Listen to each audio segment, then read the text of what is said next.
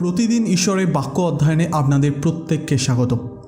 আজ আমরা ঈশ্বরের বাক্য থেকে এক অসাধারণ বিষয় দেখব, কারণ ঈশ্বরের বাক্য আজ আমাদেরকে বলছে যে ঈশ্বর সাধারণ লোকেদেরকে বেছে নেয় অসাধারণ কাজ করার জন্য। এমন লোক যারা একদমই সাধারণ, যার মধ্যে কোনো ট্যালেন্ট নেই, ঈশ্বর এমন লোকেদেরকে বেছে নেয় অদ্ভুত এবং আশ্চর্যের কাজগুলো করার জন্য, তাদের জীবন থেকে মহিমা পাওয়ার জন্য, তাদের জীবনের মধ্য দিয়ে অদ্ভুত এবং আশ্চর্যের কাজ করার জন্য, অসাধারণ কাজের জন্য, বড় বড় কাজের জন্য ঈশ্বর তাদেরকে বেছে নেয়। ঈশ্বর তার মহিমার জন্য তিনি আমাদেরকে ব্যবহার করেন। সেই জন্য আজ আমি আপনাদেরকে বলতে চাই, যদি আপনি নিজেকে সাধারণ বলে মনে করেন, তাহলে আজকের ঈশ্বরের বাক্য আপনার জন্য। ঈশ্বর আপনাকে ব্যবহার করতে চলেছে। আসুন আমরা ঈশ্বরের বাক্য থেকে দেখি আমোস তার 7 অধ্যায় 14 পদ। আমোস মৎস্যকে উত্তর দিলেন, আমি তো ভাববাদী ছিলাম না, ভাববাদীর সন্তানও নয়। আমি ছিলাম একজন পশুপালক। আমি সেই সঙ্গে ডুমুর গাছেরও দেখাশোনা করতাম। কিন্তু সদাপ্রভু আমাকে পশুপাল চড়ানোর পিছন থেকে তুলে নিয়ে বললেন, তুমি যাও, গিয়ে আমার প্রজা ইসরায়েলের কাছে ভবিষ্যৎবাণী করো। এখানে আমোস নিজের ব্যাপারে কিছু কথা বলছে। আমোস একজন যাজককে বলছে, আমি তো গরু ছাগল চড়ানোর লোক ছিলাম, ডুমুর গাছের ফল সংগ্রহ করার লোক ছিলাম। অন্যভাবে বললে একজন সাধারণ ব্যক্তি ছিলাম আমি কোনো ভাববাদী ছিলাম না, না আমার বাবা ভাববাদী ছিলেন।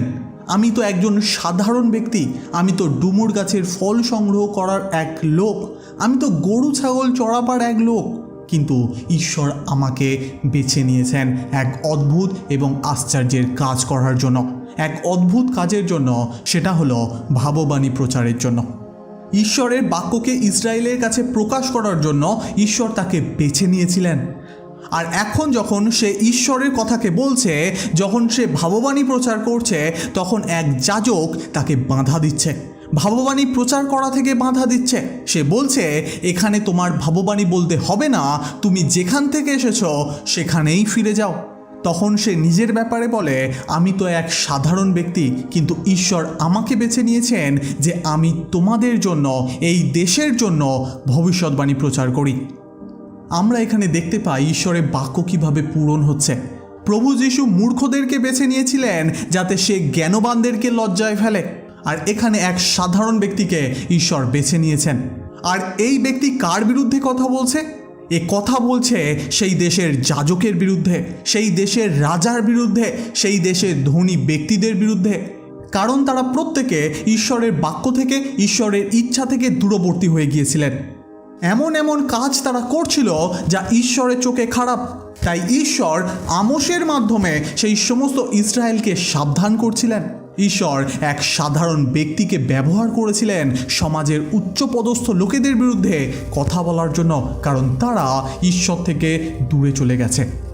বন্ধুরা, আমরা এক অসাধারণ ঈশ্বরকে বিশ্বাস করি, যে সাধারণ লোকেদেরকে বেছে নেয় অসাধারণ কাজ করার জন্য, অদ্ভুত কাজের জন্য, বড় বড় কাজের জন্য। তাই আমি আপনাদেরকে আজ বলতে চাই, যদি আপনি নিজেকে এক সাধারণ ব্যক্তি বলে মনে করেন, যদি আপনি ভাবেন যে আমার মধ্যে তো কোনো ট্যালেন্ট নেই, আমি বড় কিছু তো করতে পারি না, আমি তো এক ছোট মানুষ, আমি এক ছোট কাজ করি, আমি তো দরিদ্র, আমার মধ্যে তো কোনো ভালো শিক্ষা নেই, ভালো এডুকেশন নেই, যদি আপনি এমন ভাবেন, তাহলে আমি আজ আপনাকে বলতে চাই, ঈশ্বর এমন লোকেদেরকে বেছে নেয় তার কাজের জন্য।